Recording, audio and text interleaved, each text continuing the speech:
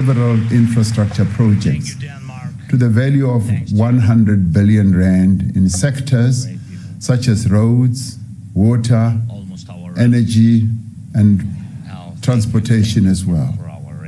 South Africa has always championed the interests of Africa within BRICS. To further advance the African development agenda, more than 30 heads of state and government from across our continent will be attending the summit at our invitation. We want to build a partnership between BRICS and Africa so that our continent can unlock opportunities for increased trade, investment, and infrastructure development.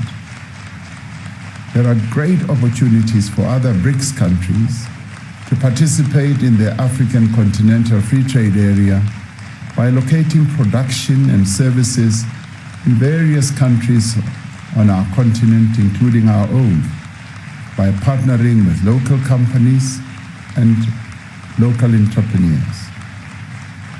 The 15th BRICS Summit will discuss a number of issues, including the important issue of the possible expansion of the membership of BRICS.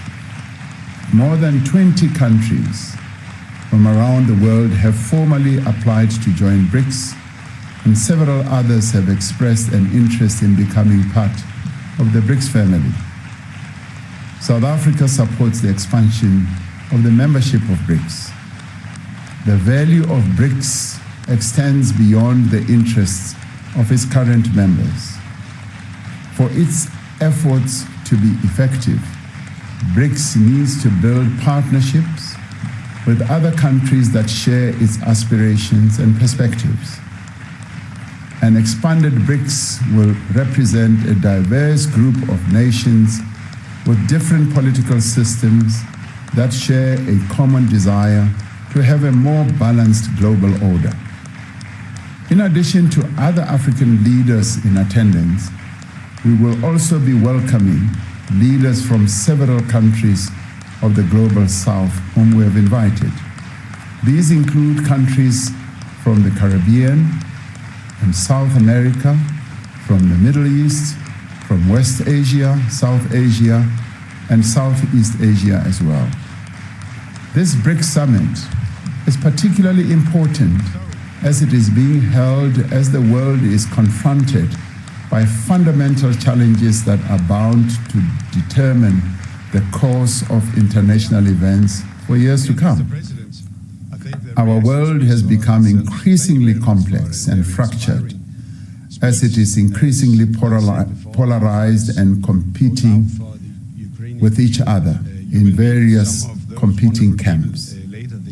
Multilateralism is being replaced by the actions of different power blocs, all of which we trade with, we invest with, and whose technology we also use.